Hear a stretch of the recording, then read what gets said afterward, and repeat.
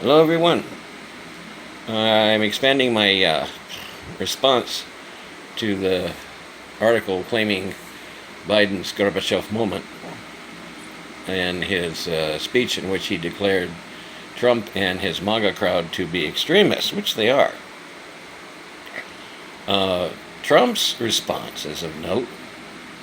He labeled Biden enemy of the state, and in what's more of note is the response of his cult of personality, which is ticking up its terrorist threats against the president and also against members of his party, the Democratic Party. Okay, now calling them extremists or even fascists has no legal implications. But if he was to call them terrorists in response to their latest terrorist threats, and Trump a terrorist leader for inciting those threats, that has profound legal implications.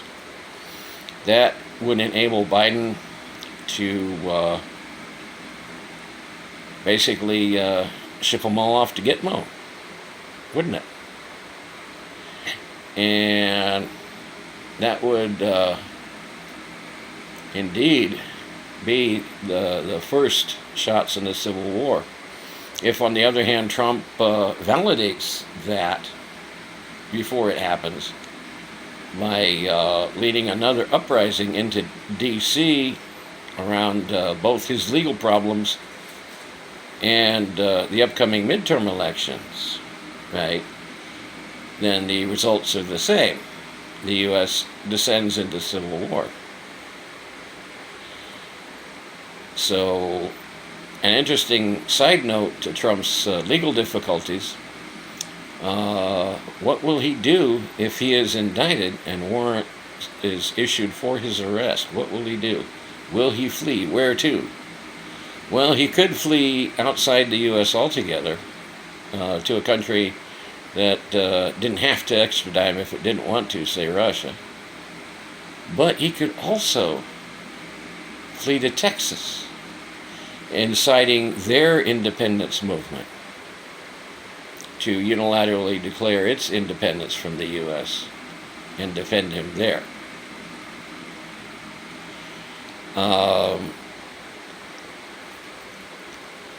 Quite aside from that, and independent of that, is the upcoming Supreme Court case on whether or not state legislatures, can unilaterally choose the electors, which is what Trump attempted in 2020, was to impose electors chosen by the state legislatures. If the Supreme Court rules in favor of that, forget about it. There will be no further connect between the popular and electoral votes. It will be in the hands of the state legislatures. That won't change the outcome in Congress, in which the Republicans really shot themselves in the foot when their Supreme Court justices overturned Roe v. Wade. But it will have a profound effect on the selection of the U.S. president. So, yes,